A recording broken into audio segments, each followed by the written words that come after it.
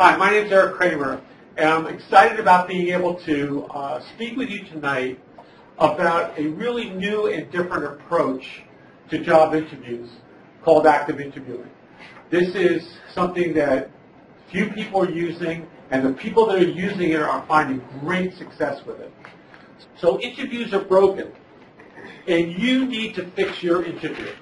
So what I'm going to be talking about tonight is an active interviewing strategy where you take the initiative, you take the responsibility of fixing your interview and winning the job. So after tonight, you'll no longer be a passive job applicant, you'll be assertive in the interview. So let's get started fixing your interviews, and let's talk about how to do that.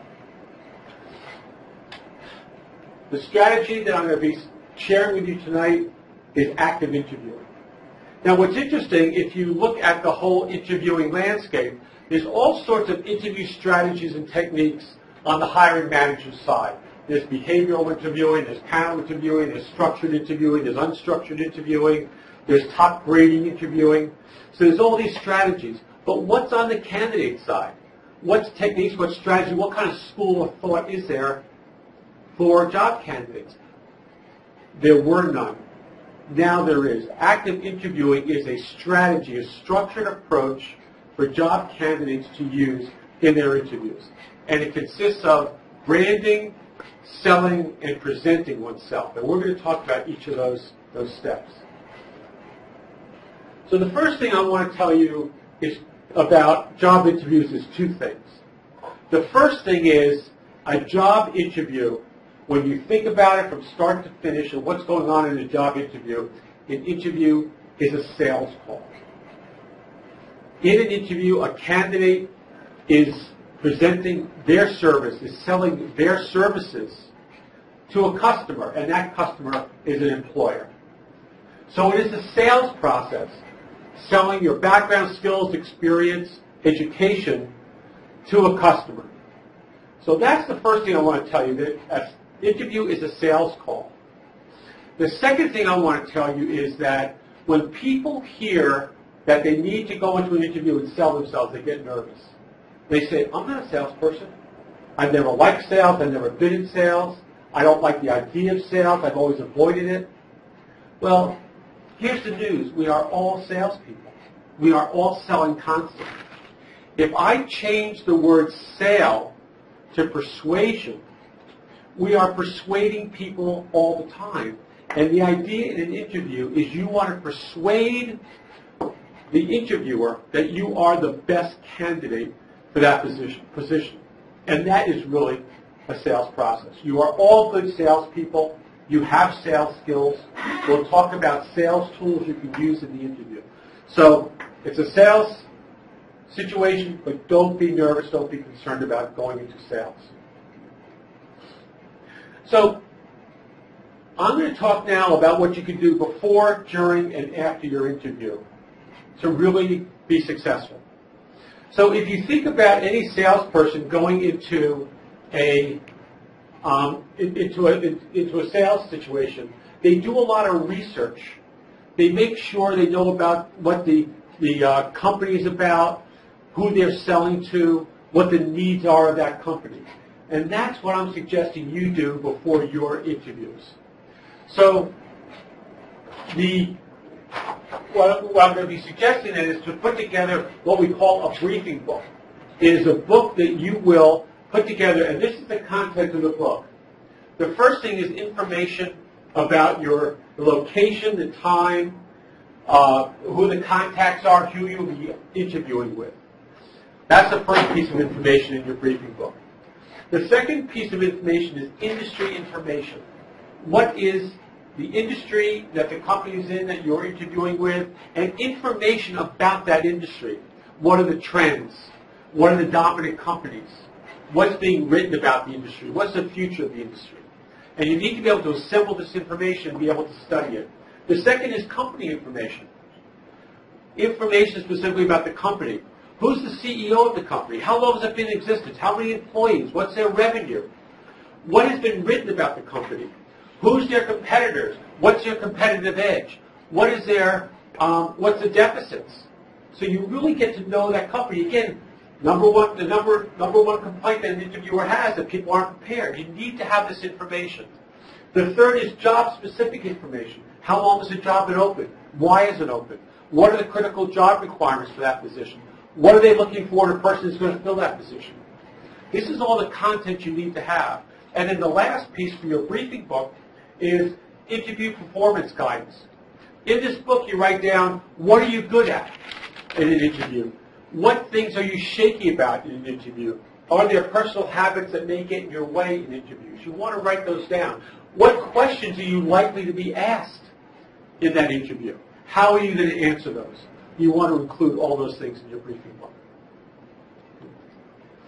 So once you have your briefing book together, the next step is the active interview process in the interview itself. And I'm going to lay out to you now the steps of active interviewing and what you need to go through in your interview. The first is due diligence or needs analysis for the critical requirements of that job. Again, if you're selling a product or service, you want to know what your customers' needs are so you can position your service or your product so it meets the needs of your customers. So the first part of your interview is spent finding out what those are. The second part is matching your background, skills, experience, education to those critical job requirements. So you want to demonstrate to the hiring manager that you're looking for these critical requirements for the job, you're looking for these skills. I have those things. And you can give situations where you demonstrated those skills. Stating your value adds.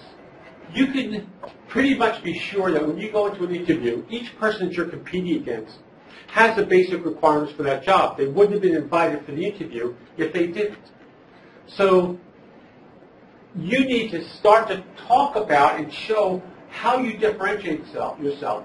What value adds, what additional areas of expertise do you bring to the table that differentiate you from all those other people that have the basic requirements? The third is your accomplishment stories. People love stories.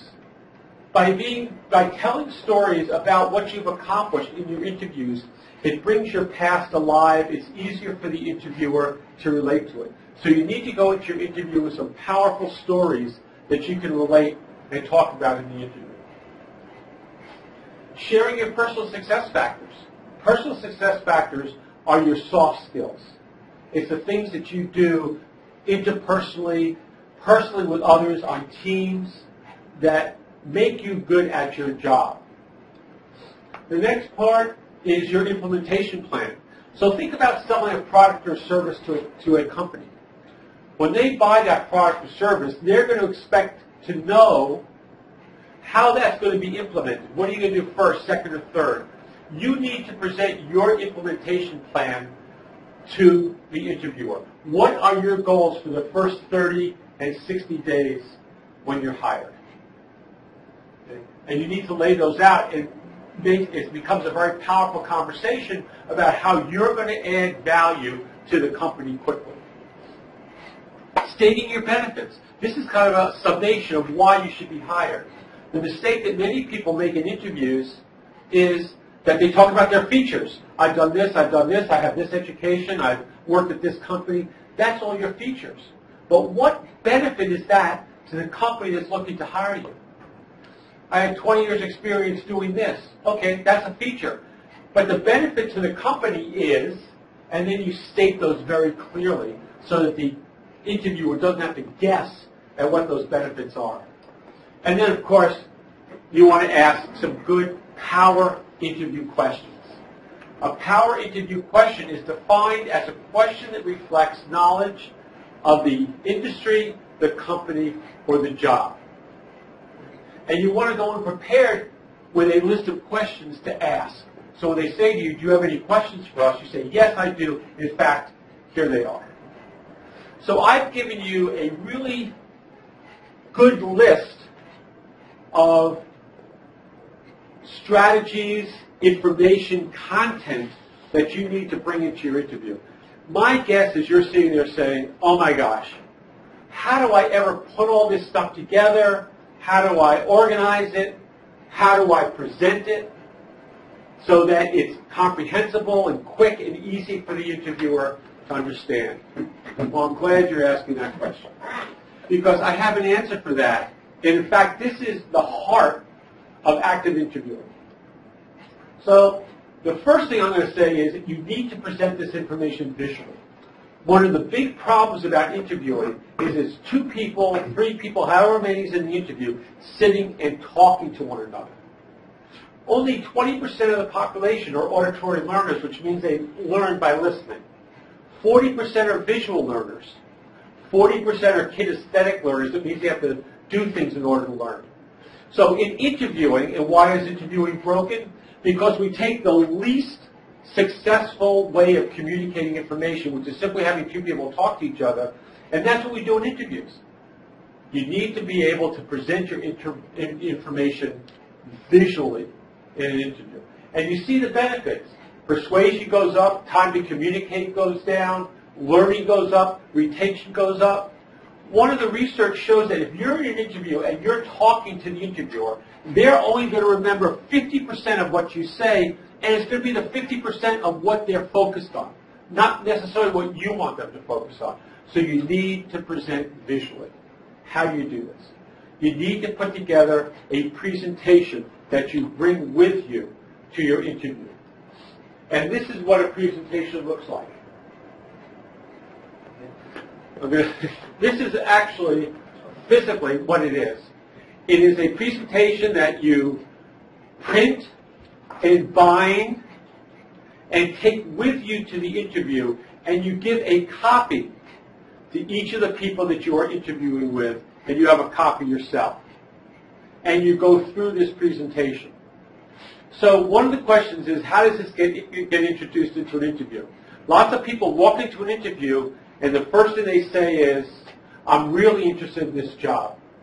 I put together a presentation about my background, skills, my education, and how they match the critical requirements of this job, and why I think I'm a good candidate for this position. If we have time, I'd like to share that with you. And then they put their presentation down on the table and leave it there. Well, there hasn't been one interviewer that has not been so intrigued, so curious about that presentation that they have not gone through it with the candidates. So now let me take you through a presentation page by page and show you the content of what goes into this presentation. So the first is a cover page. On the cover page, you'll see that it has your name and 4 personal brand terms. These are brand terms that you want to have the interviewer associate with you. A brand is what people think and feel about you. You suggest to them how you want them to think and feel about you. When you get up and leave the interview, they should be thinking of you with those terms. You turn to the second page and you say, based on my understanding of the position, this is what I believe to be the critical requirements for this job. I'd like to discuss them with you just to make sure that both you and I have a full understanding of what this job entails. Remember, the number 2 reason people don't work out on jobs is when they take the job, they think it's one thing. When they get on the job, it's something else. By going through these critical requirements and having a discussion, a conversation about them, it clears all that up. Plus, a needs analysis. Remember we talked about the needs analysis, the due diligence. You're finding out about the requirements of that job, which will give you the opportunity for the rest of the interview to really target yourself in on the requirements of those jobs as the interviewer thinks about them. The next section of the presentation is how you match the critical requirements of that job. So if they're looking for a certain education level, you can put in here, this is the education that I have attained. If they're looking for someone who has HR experience, as they have in this presentation, this is the HR experience. So you're matching your background, skills, experience, education to the requirements of the job and giving examples. Very powerful. The next, there's a couple of pages of this. And then the next section is additional areas of expertise that you bring to the job. Remember we talked about Everybody in that job interview is qualified for that job. You need to differentiate yourself. So this page talks to the things that you bring to the job that are over and above the basic critical requirements of the job that make you the best choice. The next is your outstanding career accomplishments. What you see here are simply headlines of stories that the candidate talked about in the interview. So just as you go into your interviews, you'll have headlines of your accomplishments. If you have been promoted, if you won an award, if you had a great sales year, if you put a process in place and improved things. All that goes here, and then there's a story behind it that you will tell the story using a story format. People like stories. It engages their brains. It engages their emotions. You need to tell stories in your interviews. The next is personal traits that help you succeed on the job. These are personal characteristics, the soft skills that you have that make you good at what you do, make you a good team member, make you a good supervisor or supervisee. So, well, excuse me, okay, that's gone. All right, so these are things that you would not necessarily put in your resume because they wouldn't make sense in your resume, but in an interview they make sense because you can speak to them and give examples. Also, in an interview, it's very difficult for an interviewer to get to soft skills. All they're doing is sitting there asking you questions. You're telling them what it is about you personally, your personality, how you interact with others, how you get along with others that makes you a good candidate. The next is your strategic action plan. This is a comment that you know you need to add value to a company quickly. So you walk into the presentation, to the interview with a presentation that talks about your goals for the first 30 days of when you're hired and 60 days. Some people make it 30 and 90 days. But these are goals. Now, you might be asking, how do I know what the goals are? Well, we'll tell you that in the system I'm going to show you and talk about, we suggest goals. But also think about if you're going to a job which you have some knowledge about, you can come up with goals for the first 30 and 60 days. And the way they're presented is, I know that when I get on the job, these may very well change as I get an opportunity to talk to my supervisor. But based on what I understand of the job and my background in the industry and having worked in similar jobs, here's what I think are realistic goals for the first 30 and 60 days. I'd like to talk with you about them just to see if they fit and what your thoughts are about it. Creates a conversation. We've often had a hiring manager say, well, these are good goals, but we have a critical situation we need addressed. Great. Let's talk about that critical situation. That critical situation wouldn't have been brought up unless the conversation was triggered by these goals. This is a very powerful statement about I'm going to land on my feet and I'm going to add value quickly to the company. I have all the pieces. This is a kind of a sales summary. Here what you do is you present the salient reasons, the top reasons why you should be selected for this position. Okay? And it gives you the opportunity to talk about your benefits. So I have effective influencing skills, and the benefit to you is this. It says here, I have skill in candidate selection, and the benefit to you is this. So each of these items is completed with, and here's the benefit to you. So you don't skip that very important piece of what the interviewer needs to know about you. And then, of course, we have closing questions. Right? So right here, instead of when they say, do you have any questions for us, you say, well, not really, or you've answered them all. Here are the questions that you want to ask, and they're prepared ahead of time. So this whole presentation speaks to your level of interest, your level of preparation, your level of thoroughness, and it gives you an opportunity to really think through the types of questions you want to ask. Now, if you see this one, how is RCO managing the shortage of H-1B visas? That's a very specific question. It shows that this person researched the company, researched the industry, knows the pertinent, important questions to ask. let me point out something to you, which is an interesting thing for me as I've studied interviewing and come up with this active interviewing strategy. People ask questions in interviews that don't make a difference. If I ask you, where do you see your company 5 years from now? What difference does that make if I'm not working for you? If I ask you, what's your management style? Or if I ask you, do you provide educational benefits? All those questions make no difference to me until I'm hired. In an interview, you need to be asking questions that demonstrate how smart you are, how knowledgeable you are, how much in-depth information you have about the industry and the job that you're going for. All those other questions about the company and the manager and education and all those other things, that becomes part of due diligence once you've been offered the job. So the idea here, and we direct you to answer good, powerful questions that show that you're a really smart person.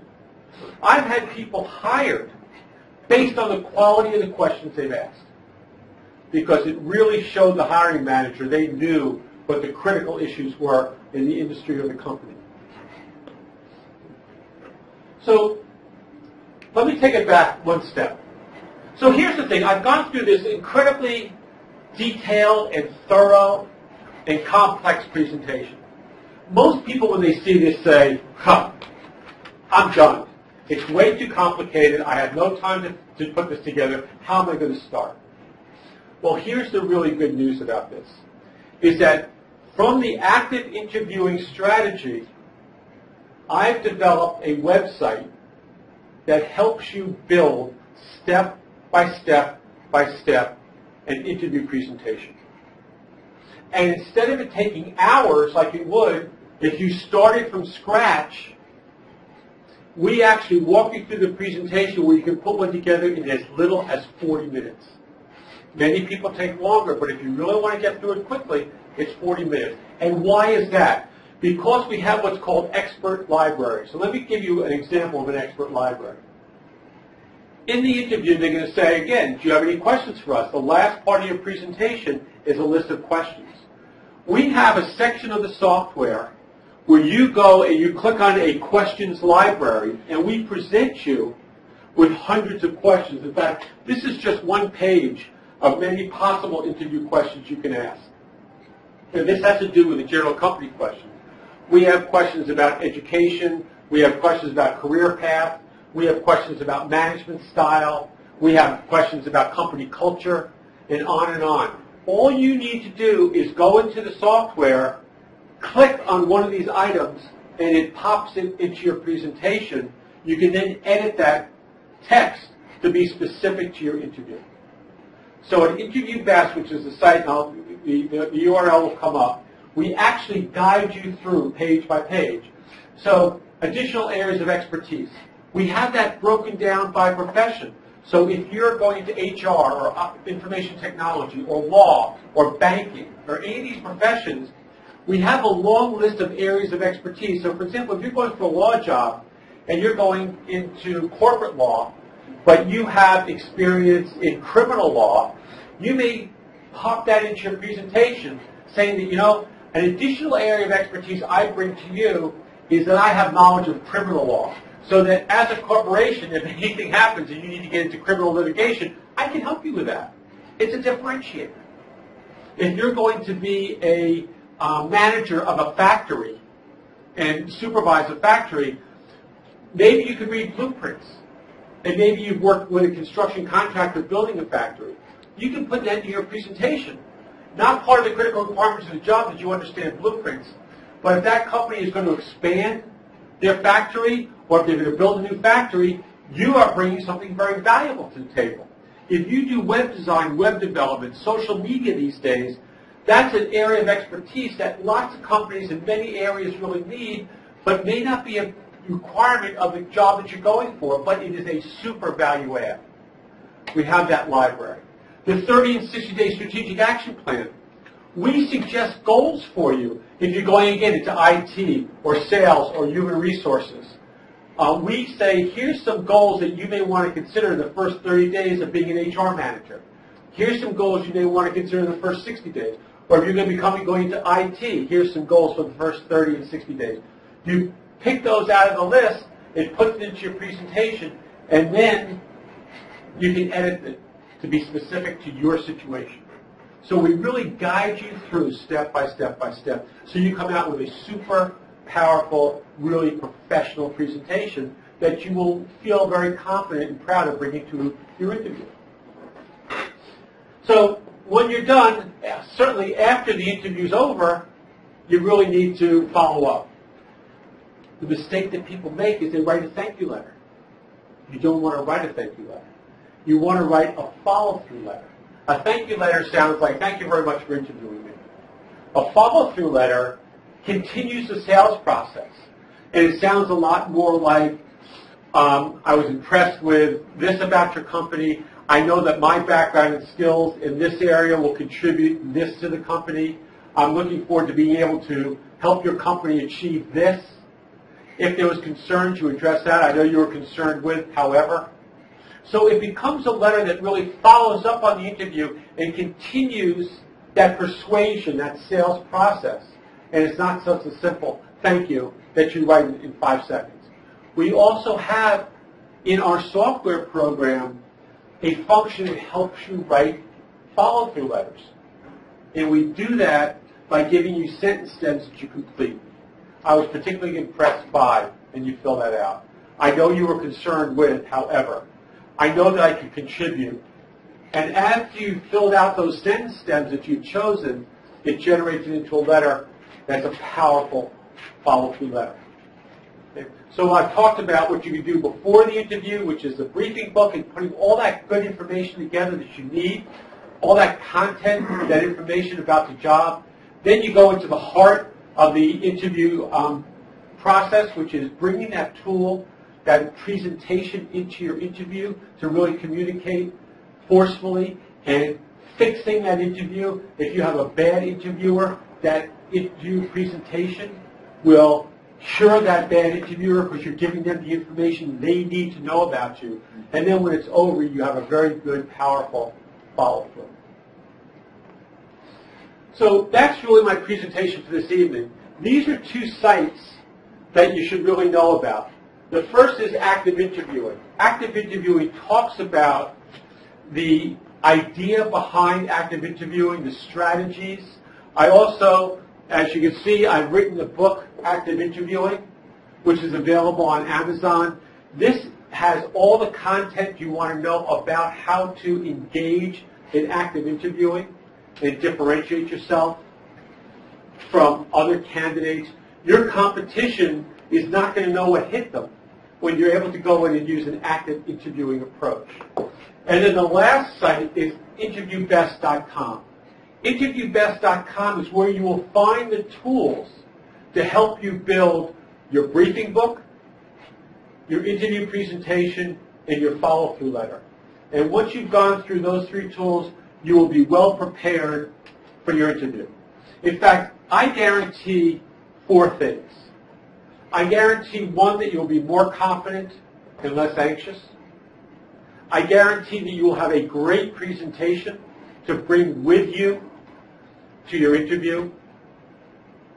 I guarantee that you will communicate in your interview all the information and content that you want the hiring manager to know about you so they know that you're a great candidate for the job.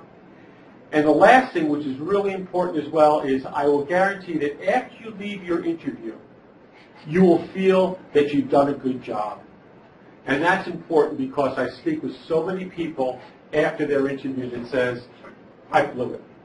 I forgot this. I didn't do this. I was anxious.